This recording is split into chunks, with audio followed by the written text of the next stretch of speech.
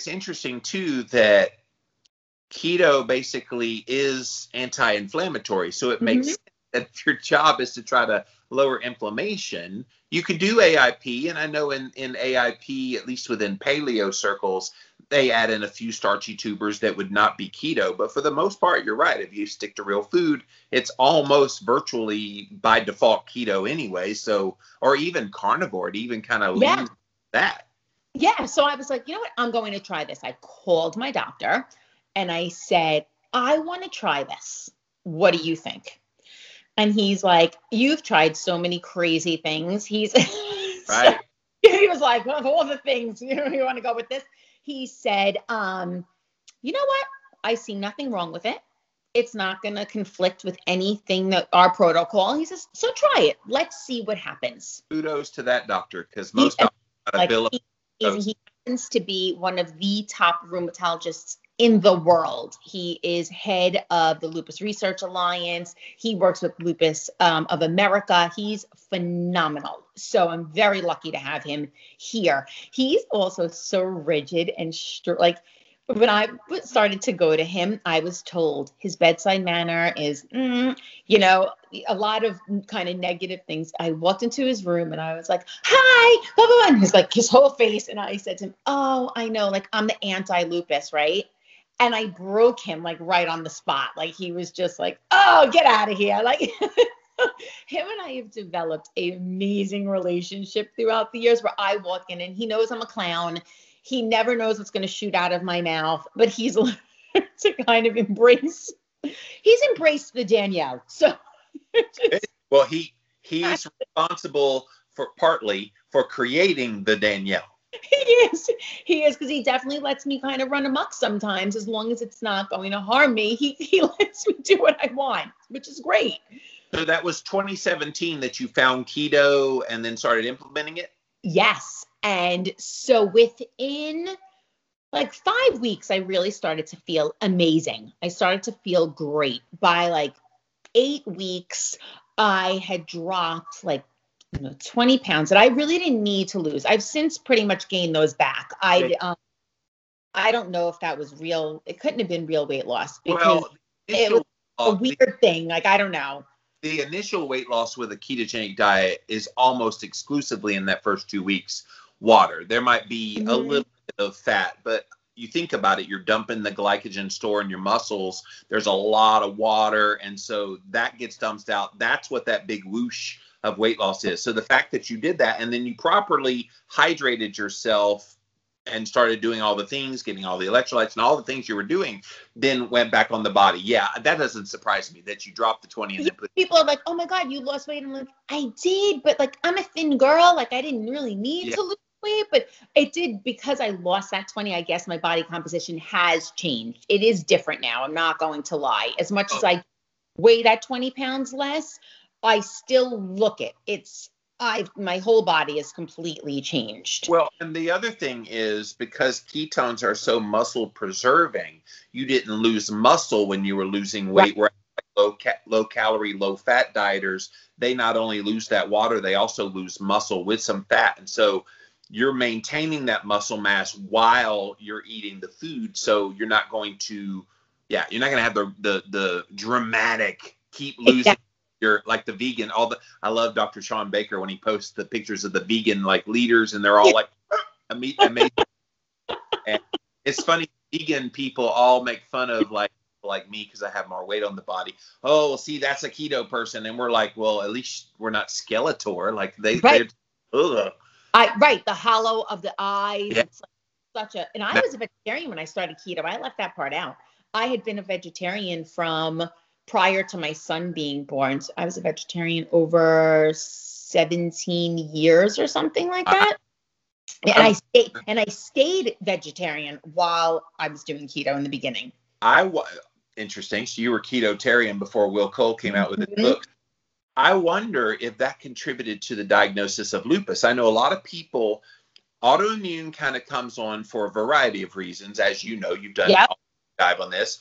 Some of it is trauma that's never dealt with, and it just kind of stagnates in the body, and the body compensates physically, autoimmune disease. And low fat diets, low calorie diets, vegan diets, nutrient deficient diets, which is what a vegetarian diet would be, unless you added. Yep. I assume you did no eggs, no anything other No, than it was vegan. I did have eggs, and even on occasion, I had fish. So sometimes a vegetarian. So depending on the day. So yours was pretty good if you included eggs and fish. That's Yeah. good. Then I was like decent. So by like February, I went to the doctor and my lupus was in remission. Of 2018. February 2018. So I started in October 2017, started feeling amazing by 6 weeks. I knew something was up, but I didn't go back to the doctor because my appointment wasn't until February. So 4 months later, I head in and I was in full remission. It has been now over 3 years. I am still in remission. Not lupus. I know keto did that for me. Like I know for a fact. And when I asked him, I said, do you think this is because the keto diet? And he said, quote, I cannot confirm or deny that the keto diet has done this for you. But if I were you, I wouldn't change a thing. That's the politically correct. Please don't sue me. Exactly. That's all that was. Which is okay. Listen, yeah, it's okay. I'm like, he didn't say, hey, look, I've heard from so many people, Danielle, over the years. Went to my doctor and he said, I told him I wanted to do keto and he was like vilifying it and all these studies. And I'm like, no, that did not happen. Like, yeah. So I stuck with it. But then it was like, I want to say March, April, my hair starts falling out. I'm talking like, and I mean, look at this mop. So like, this is my hair. There's no extensions here. My hair starts falling out. I'm like, what is going on? So I went to the nutrition store by my house and I'm like, help. So they give me collagen. At the time it was a bar, like a bulletproof bar.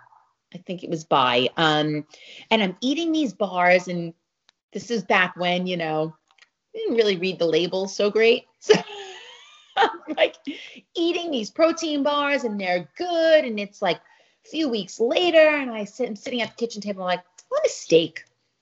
My family was like, excuse me? I'm like, yeah, like I want a steak so bad. I'm like, and I believe in listening to your body. So I'm going to have one. They were like, oh, okay. So, I wind up eating the steak. I went directly into like beast mode. It was like, unbelievable what took place. And it turned out that collagen came from grass-fed cows. And I was giving myself protein without realizing it. And my body was like, more, give us more. So, but I stopped doing the meat in the beginning years ago because I was going to a gastroenterologist and I was having stomach issues and they were removing foods almost like an AIP and they took away the animal protein. They said, this is probably what's causing some of your stomach issues. Turned out as the years went on, I also have celiac disease. Like there have been more and more things. I was getting there because usually when you have one autoimmune condition, it's usually several. They're like balls of fire. It's fun. We're like balls of fire. We're so much fun. Yeah. So you had lupus and you had celiac. Anything else? Yep. I have lupus, celiac, antiphospholipid antibody syndrome, rosacea. What the heck else do I have? Is that it? I think that's it. Four. The average is somewhere around 3 to 4. So you've got the 3 to 4. I hosted Rebecca Farmer on this, and she had 20 autoimmune. Yeah. And she went full on carnivore. She does some other kind of nutrition supplements as well. And she had Lyme disease. She had all kind of stuff that she overcame. So I love it when I hear people like yourself who share that you had all these things and nutritionally you were able to reverse them. When mainstream medicine, all they say is, well, it's just something you're going to live with. And they told you that. And you're like, bad. I'm not living my life that way.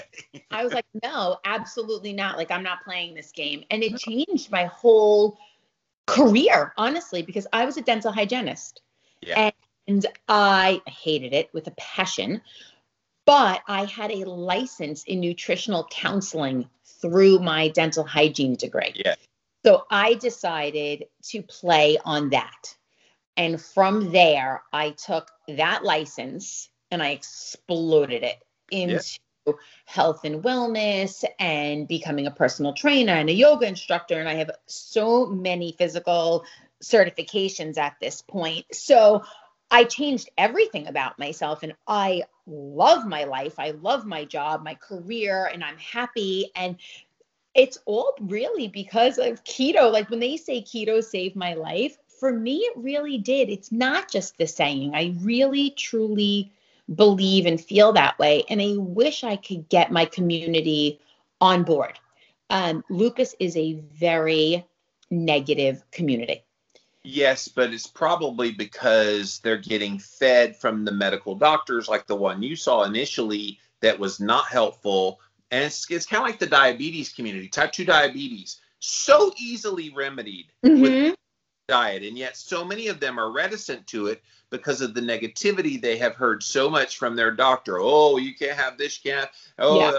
And they only heard carbohydrate restrict. That's the main thing you need to do as a diabetic to get your blood sugar under control. It seems so duh, but the fear works. The fear works. Yeah. It does. But like, so the lupus community, though, where they're different is they will compete over who's the sickest. They want to be the sickest person in the room. Like you can say, oh, I'm having like a bad day, but the person next to you is dying.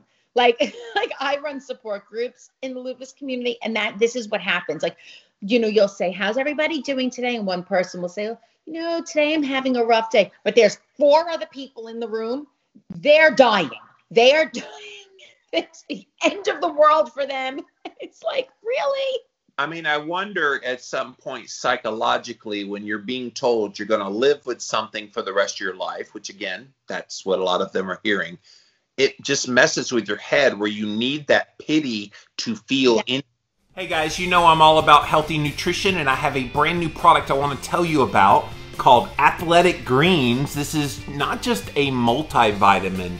It has 75 essential elements that you want to have in your diet, from probiotics to greens to digestive enzymes to prebiotics. There's so many things that they pack into the Athletic Greens. The main reason why I love them is it puts it all in one place. Like literally you'd have to a la carte buy all of these different supplements, and they do it all in one package. So if you go to athleticgreens.com/Jimmy, and you can get a special discount if you go there, and the discount is you get a free 1-year supply of their vitamin D as well as some of their travel packs. Go check it out, you guys. athleticgreens.com/Jimmy. I think so, but I just wish they could see, like, there's so many like me. There are these other lupus warriors that are out there fighting every single day. And I wish that most of these people would get on the bandwagon with us. Like there's a woman in LA, her name is Amanda Green. She's the LA lupus lady. And she is unbelievable. She was diagnosed at such an early age, and she's always out there in her purple, wearing a cape and just spreading the word and the joy. And she's unbelievably fun. Right. And there need to be more of us. Like more people jump on with us. And there it is. I think, look, you can wallow in your pity of what's come to you in your life, or you can look up to role models. And I think that's what this lady in LA is. It's what she are. They can't look at somebody like you and not go, whoa, I want whatever they have, and I'm willing to do it. And so they see you on all those crazy reels and TikTok videos that you make. Yeah. And, it's wonderful. I think the way you present yourself, there's no better marketing for, hey, if you've got lupus and you want hope, I got it for you. Yeah. But then you get the haters who will send me into my lovely DMs telling me that I'm full of baloney. I've never had lupus. I don't know what it feels. Send me your medical record diagnosis. Do you believe a strangers asking me, like, hello, hi, HIPAA. Remember HIPAA? you do know who you're talking to. Yes, I believe wholeheartedly